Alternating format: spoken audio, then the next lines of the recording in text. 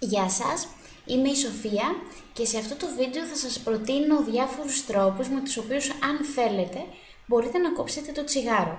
Αρχικά θα αναφέρω ότι κάπνιζα και εγώ, οπότε δεν είναι ότι μιλάω εκ του ασφαλούς και ούτε θα σας πω ότι ξέρεις είναι πάρα πολύ εύκολο, μην παραπονιέσαι, αντικόψτε και τέτοια πράγματα. Ούτε πρόκειται να υποτιμήσω το θέμα, διότι γνωρίζω από προσωπική εμπειρία το ότι είναι δύσκολο να κόψεις το τσιγάρο, ότι είναι πραγματικά εθισμός και ότι ακόμα και αν το κόψεις έχεις ακόμα και μετά από πολύ καιρό την επιθυμία και κάποιες στιγμές μπορεί να θέλεις πάλι να καπνίσεις. Απλά με τον καιρό η επιθυμία αυτή αρχίζει και μειώνεται. Όσο πιο πολύς καιρός περάσει, τόσο λιγότερο θα επιθυμείτε να καπνίσετε ξανά. Αρχικά, πρέπει να απαντήσετε στον εαυτό σας σε κάποιες ερωτήσεις. Πρώτα θα σας πω αυτά και μετά θα σας πω και ποιοι τρόποι είναι, αλλά κάνω μια εισαγωγή για να σας εξηγήσω. Δεν είναι μόνο να σας πω κάνε αυτό, αυτό και αυτό. Η ουσία ποια είναι? Γιατί θέλετε να κόψετε το τσιγάρο? Θέλετε να κόψετε το τσιγάρο επειδή σας το επιβάλλει η μαμά σας? Θέλετε να κόψετε το τσιγάρο επειδή ο σύντροφός σας σας λέει ότι ξέρεις τι πράγματα είναι αυτά, δεν μου αρέσει να καπνίζει η κοπέλα μου, ή αν λέτε εσείς στον σύντροφό σας ότι κόψε το τσιγάρο γιατί δεν μπορώ και τέτοια. Το θέμα είναι για ποιο λόγο πραγματικά θέλετε να το κόψετε. Αν σας το επιβάλλει κάποιος τρίτος και δεν είναι πραγματικά η δική σας επιθυμία αυτή, τότε η προσπάθεια αυτή είναι σχεδόν σίγουρο ότι πρόκειται να αποτύχει. Γιατί μόνο αν θέλουμε κάτι επειδή εμείς το αποφασίσαμε, έχει πιθανότητες περισσότερες να πετύχει. Το να σας το επιβάλλει κάποιος άλλος και να το κόψετε είναι σχεδόν σίγουρο ότι πάλι θα ξεκινήσετε να καπνίζετε μετά από κάποιο διάστημα.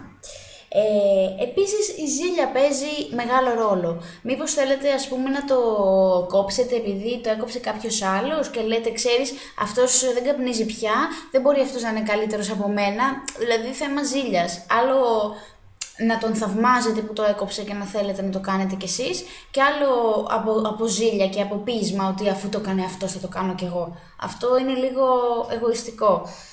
Η ουσία του θέματος όλου είναι να το διακόψετε επειδή εσείς πήρατε απόφαση ότι πρώτον αγαπάτε τον εαυτό σας πάρα πολύ για να τον δηλητηριάζετε.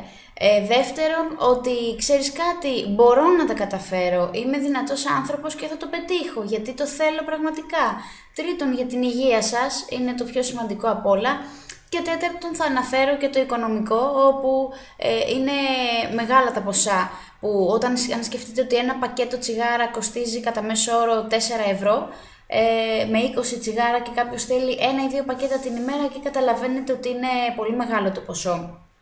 Βέβαια υπάρχει και η εναλλακτική του στριφτού τσιγάρου, όπου ένας καπνός κοστίζει γύρω στα 4 ευρώ και μας κρατάει αναλόγως πόσο καπνίζουμε 1, 2, 3, 4 μέρες. Οπότε αναλύσαμε τους λόγους για τους οποίους γιατί θέλουμε να το κόψουμε. Σας ξαναλέω ότι μπορείτε να το πετύχετε μόνο εάν αποφασίσετε για τον εαυτό σας, μόνο εάν εσείς το διαλέξετε, όχι να σας το επιβάλλει κάποιος άλλος. Αν το κάνετε επειδή αγαπάτε πραγματικά τον εαυτό σας και θέλετε να του κάνετε ένα δώρο, δείτε το σαν ένα δώρο στον εαυτό σας, το οποίο στην ουσία μπορεί να μην κοστίσει και τίποτα. Καταρχήν, έχετε κάνει κάποιες προσπάθειες ως τώρα να κόψετε το τσιγάρο? Αν ναι, θυμηθείτε γιατί το ξεκινήσατε ξανά. Πόσο καιρό είχατε σταματήσει? Δηλαδή ήταν 1 μήνας, 2 μήνες, πόσο καιρό είναι που δεν καπνίζατε? Γιατί το ξεκινήσατε ξανά? Πώς αισθανόσασταν τότε που δεν καπνίζατε? Απαντήστε λίγο σε αυτές τις ερωτήσεις. Επίσης κάτι άλλο πολύ βασικό, κατά τη γνώμη μου πολύ βασικό, μπορείτε να φανταστείτε τον εαυτό σας να βγει έξω είτε για φαγητό, είτε για ποτό, είτε να πάει μια βόλτα χωρίς να καπνίζει. Δηλαδή για μένα το πιο δύσκολο ήταν το να βγαίνω έξω, ειδικά βραδινές ώρες, και να πίνω κάποιο αλκοολούχο ποτό ή να πίνω καφέ και να μην καπνίζω. Πιο πολύ το είχα με τα αλκοολούχα. Δηλαδή μπορείτε να σκεφτείτε ότι θα βγείτε έξω, θα πάτε στο μαγαζί που συνηθίζετε να βγαίνετε, να παραγγείλετε το ποτό που προτιμάτε να πίνετε, και όλο αυτό να γίνει χωρίς τσιγάρο. Εάν σας είναι δύσκολο να φανταστείτε τον εαυτό σας έτσι, είναι πολύ λογικό. Δεν πρέπει να απογοητεύεστε από αυτό. Είναι κάτι το οποίο, αν του πάρετε απόφαση, με τον καιρό θα συνηθίσετε και θα μάθετε να ζείτε χωρίς το τσιγάρο. Τώρα θα σας αναφέρω τους τρόπους με τους οποίους μπορείτε να κόψετε το τσιγάρο. Καταρχήν, ξαναλέω ότι το έχω βιώσει όλο αυτό και είναι πλέον πάνω από ένας χρόνος που δεν καπνίζω καθόλου. Ούτε δηλαδή μια φορά όταν βγω έξω, δεν καπνίζω ποτέ πλέον. Ξέρω ότι πολλοί άνθρωποι φοβούνται να κόψουν το τσιγάρο και ένας λόγος από αυτός είναι ότι φοβούνται μήπως πάρουν κιλά. Είναι αλήθεια ότι οι περισσότεροι άνθρωποι παχαίνουν όταν κόβουν το τσιγάρο.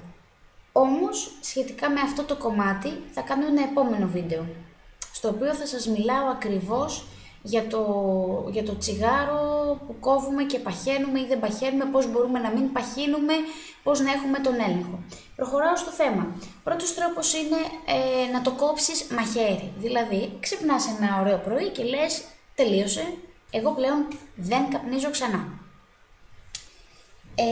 Αυτός ο τρόπος για πολλούς έχει καλό αποτέλεσμα.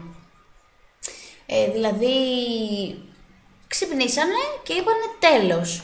Και από εκεί και έπειτα δεν έχουν ξανακαπνίσει ποτέ. Το έχω δει να το κάνουν άνθρωποι και να είναι πάρα πολλά χρόνια χωρίς τσιγάρο και να ζουν καλύτερα. Οπότε είναι ένας τρόπος ο οποίος εγγυημένα δουλεύει και πολλοί τον προτιμούν. Επόμενο βήμα, υπάρχει μία μέθοδος που μοιάζει λίγο με την προαναφερθήσα. Είναι εκεί που ξεκινάμε, όχι δεν μοιάζει καθόλου, εκεί που ξεκινάμε ας πούμε και καπνίζουμε 30 τσιγάρα την ημέρα, ξεκινάμε από τα 30, κάθε μέρα το μειώνουμε, δηλαδή 29 την επόμενη και μέχρι να περάσει ένας μήνας, από τα 29 σιγά σιγά φτάνουμε στο 1 και από το 1 στο κανένα. Είναι και αυτή πολύ καλή μέθοδος, απλά είναι και αυτή κατά τη γνώμη μου λίγο απότομη.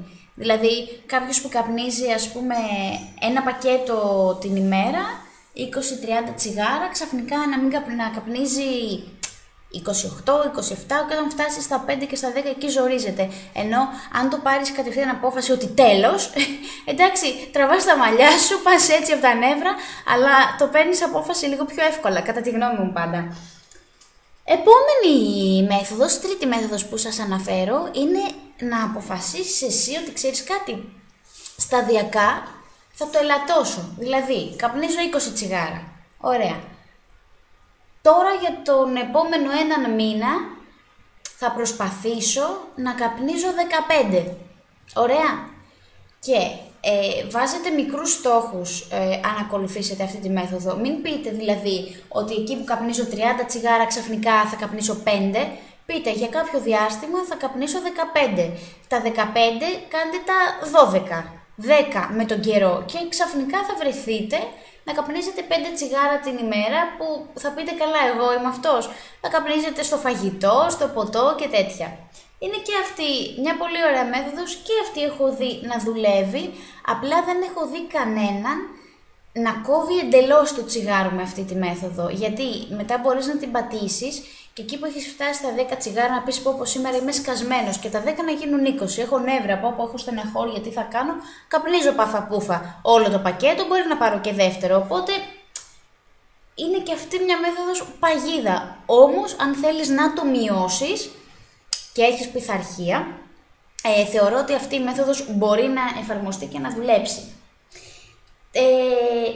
Επόμενο είναι ο βελονισμός.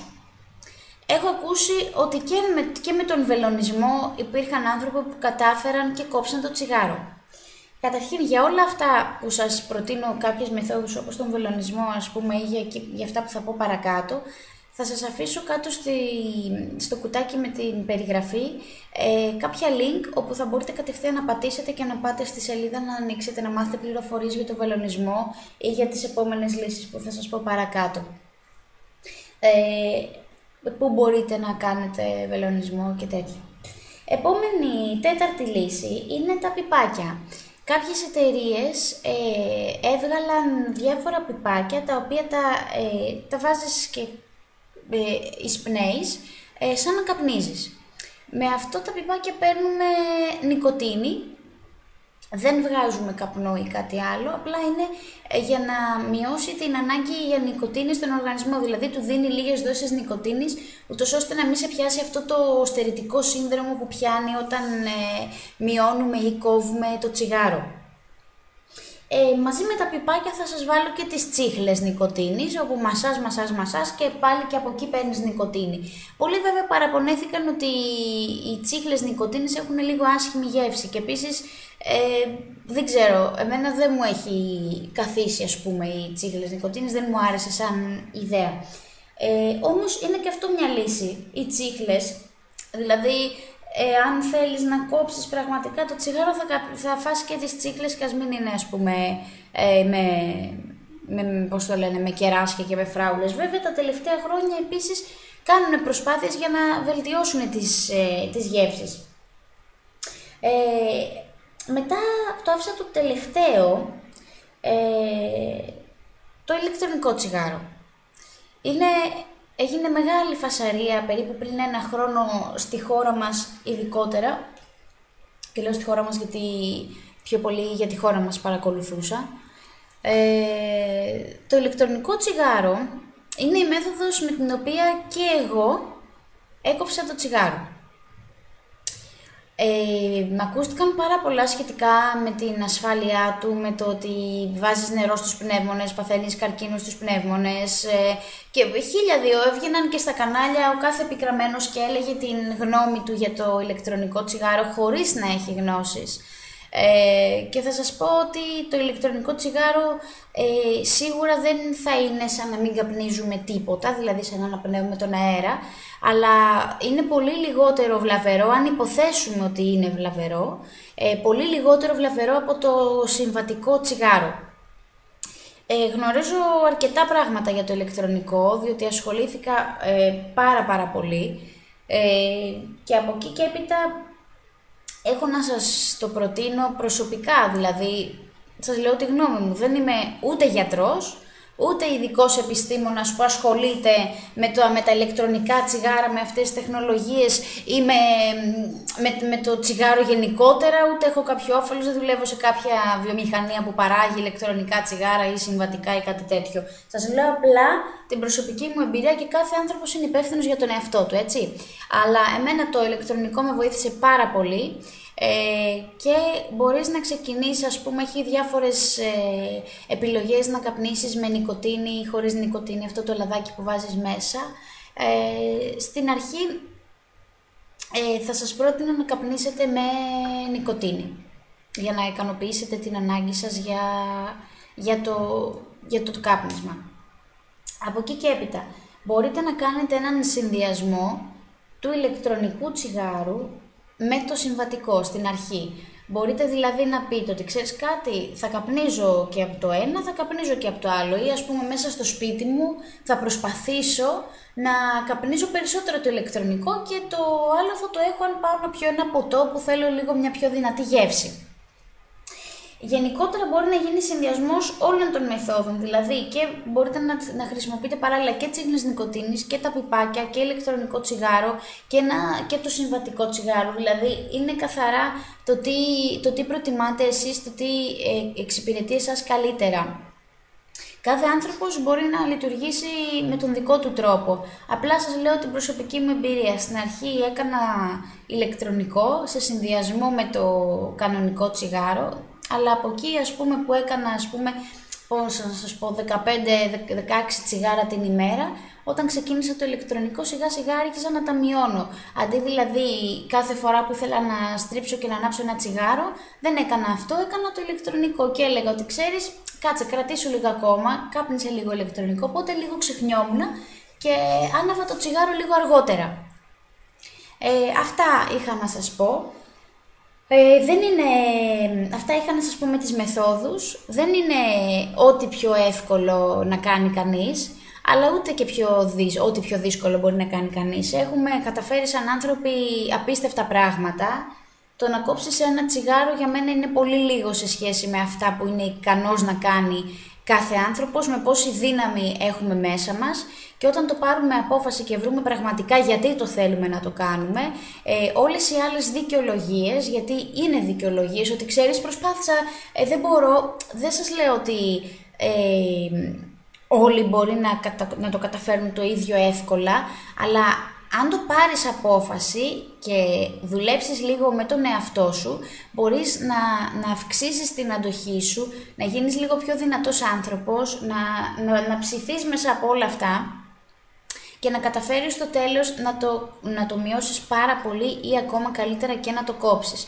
Όταν το κόψεις, καταρχήν το αίσθημα αυτό που μετράς τις μέρες που είσαι χωρίς τσιγάρο, όταν μετράς την εβδομάδα, μία εβδομάδα χωρίς τσιγάρο, όταν λες ένας μήνας χωρίς τσιγάρο, τα κατάφερα, 2 μήνες, όταν φτάνεις το χρόνο, δεν μπορώ να σας περιγράψω πόσο μεγάλη ικανοποίηση αισθάνεσαι για τον εαυτό σου. Νιώθεις ότι μπορείς, δηλαδή παίρνεις αξία στα ίδια σου τα μάτια.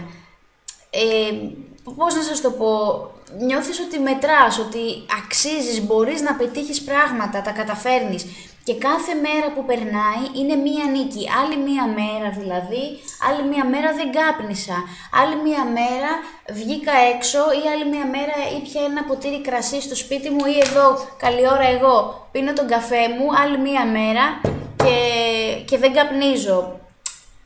Παρ' όλα αυτά είναι λίγο δύσκολο, ειδικά όταν από το περιβάλλον σου, μέσα στο σπίτι σου ή στην οικογένειά σου ή οι φίλοι σου καπνίζουν και καπνίζουν και πολύ. Είναι λίγο πιο δύσκολο όταν, ας πούμε, εσύ κάνεις τον κόπο σου να το κόψεις και ο άλλος, ας πούμε, στρίβει τσιγάρο και ανάβει και φου φυσάει. Εκεί θέλεις να του αρπάξεις το τσιγάρο και να το μασίσεις, να το φας, δηλαδή σε πιάνει τρέλα, είναι αλήθεια. Όμως αν ζητήσουμε και λίγο την κατανόηση των γύρω μας, αν μένουμε με τους γονείς μας, με το σύντροφό μας, αν ζητήσουμε λίγο ότι ξέρεις κάτι, πήγαινε λίγο, ή πήγαινε να πας εσύ, ας πούμε, να πάτε εσείς που θέλετε να το κόψετε, λίγο στο άλλο δωμάτιο. Όταν βλέπετε μια ταινία, ας πούμε, και είναι κλειστά τα παράθυρα, ανοίξτε λίγο, καθίστε λίγο πιο εκεί στον καναπέ, να μην σας έρχεται στα μούτρα όλος ο καπνός. Είναι δηλαδή κάποια μικρά τρίκ που αν τα εφαρμόσουμε λίγο ξεγελάμε τον εαυτό μας και μπορούμε να το κάνουμε, μπορούμε να τα καταφέρουμε. Δεν χρειάζεται να σας αναφέρω ότι άνθρωποι οι οποίοι είναι εθισμένοι σε πολύ πιο βαριές ουσίες από ό,τι είναι η νοικοτήνη, καταφέρνουν και προχωράνε στη ζωή τους, το ξεπερνούν και γεννιούνται ξανά στην ουσία. Πάντα θα έχεις, όχι μην το γενικεύσω, πιστεύω ότι εγώ προσωπικά πάντα θα έχω μέσα μου την επιθυμία για να καπνίσω ένα τσιγάρο. Όμως εγώ είμαι πιο δυνατή από αυτό. Πάει και τελείωσε. Και το ότι έχω φτάσει μέχρι εδώ 1 χρόνο και 3 μήνες χωρίς τσιγάρο, νιώθω πολύ δυνατή, νιώθω ότι ανέβηκα στα μάτια τα δικά μου, ότι μπορώ να τα καταφέρω, μπορώ να καταφέρω πολλά πράγματα, απλά χρειάζεται να το πιστέψετε, να μην επιτρέψετε σε κανέναν να σας υποτιμήσει, να μην επιτρέψετε σε κανέναν να σας επηρεάσει. Δηλαδή, αν πείτε, ξέρεις κάτι, εγώ θα δοκιμάσω σήμερα να μην καπνίσω. Θα πάει ο κολλητός, θα σου πει ναι, καλά, σε 1 ώρα θα έχεις κάνει ένα πακέτο. Εκεί, αν πέσεις στην παγίδα και ακούσεις τον άλλον, το χάσεις το παιχνίδι. Δεν το κάνεις για τον άλλον, το κάνεις για σένα. Και όταν θα έρθει η ώρα και τα καταφέρεις, θα ακούσεις κάποια μπράβο. Αυτά τα μπράβο θα έχουν 10 φορές αξία και θα μετρήσουν, θα ακουστούν στα αυτιά σου σαν και λαΐδισμα πουλιών και δεν ξέρω κι εγώ τι βασιλική μουσική. Ακούτε και το συναγερμό απ' έξω τώρα, κάτι γίνεται. Ευτυχώς σταμάτησε. Αυτά έχω να σας πω. Πραγματικά αξίζει να το κάνετε. Αξίζει να κάνετε αυτό το δώρο στον εαυτό σας και έχουν καταφέρει άνθρωποι πολύ πιο δύσκολα από αυτό. Σας το ξαναλέω. Ο εθισμός στην νοικοτήνη είναι πολύ μικρότερος από τον εθισμό σε άλλες ουσίες. Οπότε, πάρτε παράδειγμα από άλλους ανθρώπους οι οποίοι κατάφεραν και διέκοψαν το τσιγάρο. Πάρτε παράδειγμα από ανθρώπους οι οποίοι κατάφεραν να απεξαρτηθούν από άλλες ουσίες. Δείτε τους, πείτε μπράβο από μέσα σας για αυτούς και πάρτε δύναμη. Πάρτε δύναμη από ό,τι μπορείτε να φανταστείτε. Δείτε το παιδί σας και πάρτε δύναμη.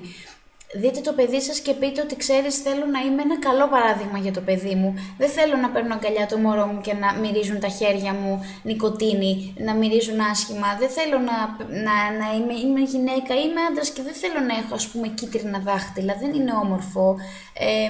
Δεν θέλω το παιδί μου να με βλέπει με ένα τσιγάρο στο χέρι. Πώς αργότερα, όταν θα φτάσει 15 χρόνων, θα του πω μην τολμήσεις να σε δω με τσιγάρο, θα σου κόψω τα πόδια. Δεν μπορείς να το πεις αυτό εκείνη την ώρα. Δεν μπορείς, δυστυχώς. Όταν καπνίζεις, δεν μπορείς να πεις στο παιδί σου τέτοια πράγματα, γιατί για να πεις στο παιδί σου κάτι δεν πρέπει να το κάνεις εσύ ο ίδιος πρώτα. Αν θες να είσαι σωστός και να πηγαίνεις ακριβώς όπως πρέπει. Σκεφτείτε τους ανθρώπους που σας αγαπούν και πόσο θα στεναχωρηθούν αν πάθετε κάτι. Σκεφτείτε τους αγαπημένους σας, τον εαυτό σας. Όχι να το κάνετε για εκείνους, σας το είπα και πριν, να το κάνετε για σας. Αλλά αν το πετύχετε, πόσο όμορφα θα νιώσετε και πόσο θα κάνετε περήφανους και τους άλλους γύρω σας. Πρώτα τον εαυτό σας, φυσικά. Αλλά αυτό θα έχει σαν συνέπεια να ευχαριστήσει και άλλους ανθρώπους. Όταν κάνουμε κάτι και έχει σαν συνέπεια, σαν αποτέλεσμα να ευχαριστήσει και άλλους, είναι πάντα καλοδεχούμενο. Όχι, δεν το κάνουμε για τους άλλους, το κάνουμε για μας. Αλλά είναι καλοδεχούμενο όταν αυτό ευχαριστεί και τους άλλους. Αυτά είχα να πω. Σας ανέφερα τα κίτρινα δάχτυλα, την μυρωδιά. Οι γυναίκες μυρίζουν τα μαλλιά μας, τα ρούχα μας. Για όλους, και γυναίκες και για άντρες, μυρίζει η ανάσα σου. Ειδικά όταν ο άλλος δεν καπνίζει και πηγαίνεις να μιλήσεις κοντά σε κάποιον άλλον, δεν το συζητώ για το σύντροφο, έτσι, ή τη σύντροφο όταν καπνίζει και πάει να μας πλησιάσει. Είναι άσχημο. Ζυγίστε τα, βάλτε τα κάτω, δείτε τα υπέρ και τα κατά, αν θεωρείτε ότι υπάρχουν υπέρ. Και αν μου πείτε ότι το τσιγάρο με ηρεμεί, αυτό είναι ψέμα. Νομίζετε, και εγώ νόμιζα, ότι το τσιγάρο με ηρεμεί, που λέγαμε έλα να κάνουμε ένα τσιγάρο να χαλαρώσουμε, δεν είναι αλήθεια. Το τσιγάρο δεν ηρεμεί, αντίθετα το τσιγάρο μας στρεσάρει περισσότερο, γιατί αυξάνει και τους χτύπους της καρδιάς. Ξαναλέω, δεν είμαι γιατρός, μπορείτε να συμβουλευτείτε κάποιον γιατρό για περαιτέρω πληροφορίες. Και όλα αυτά είναι η προσωπική μου άποψη και μέσα από τις προσωπικές μου εμπειρίες. Ό,τι χρειάζεστε, καλό είναι να απευθυνθείτε σε κάποιον ειδικό. Υπάρχουν και νοσοκομεία πλέον που αναλαμβάνουν δωρεάν κάποιον που θέλει να κόψει το κάπνισμα. Υπάρχουν πάρα πολλοί τρόποι πλέον. Μπορείτε να απευθυνθείτε σε όλα αυτά που σας ανέφερα. Και για βελονισμό και για ηλεκτρονικό τσιγάρο θα σας έχω από κάτω τη διεύθυνση. Και η μέθοδος που το μειώνουμε μέσα σε ένα μήνα, δηλαδή το κόβουμε από τα 30 τσιγάρα, φτάνουμε στο ένα και μετά στο κανένα, και το άλλο που το κόβεις μαχαίρι, και αυτό έχει δουλέψει για πάρα πολύ κόσμο, ειδικά παλιά που δεν ήταν διαδεδομένος ο βελονισμός στη χώρα μας, ότι υπήρχαν ηλεκτρονικά τσιγάρα. Έτσι ο κόσμος όταν ήθελε να το κόψει, τι έκανε, το κόβε μαχαίρι ή το μείωνε σταδιακά. Δηλαδή από παλιά αυτή είναι η μέθοδος που δούλευε. Πλέον έχουμε και τη διευκόλυνση του ηλεκτρονικού τσιγάρου, για το οποίο θα κάνω ένα ολόκληρο βίντεο σύντομα. Αυτά. Ελπίζω λίγο να βοήθησα. Αν θέλετε κάποια ερώτηση σχετικά με την εμπειρία μου, πώς αισθανόμουν, πώς είναι όταν το κόβεις, τι αισθάνεσαι, τι κάνεις, ή κάτι, έστω ένα σχόλιο, μια απάντηση από μένα που μπορεί να σας βοηθήσει. Ένα σχόλιο, κάτι που να σας πω μπράβο, συνέχισε. Οτιδήποτε θέλετε, πολύ ευχαρίστως να μου το γράψετε, είτε εδώ είτε στη σελίδα μου στο Facebook, είτε και στο blog μου αν θέλετε να μπείτε να διαβάσετε. Πολύ ευχαρίστως. Να είσαστε καλά και να αγαπάτε τον εαυτό σας. Γεια σας.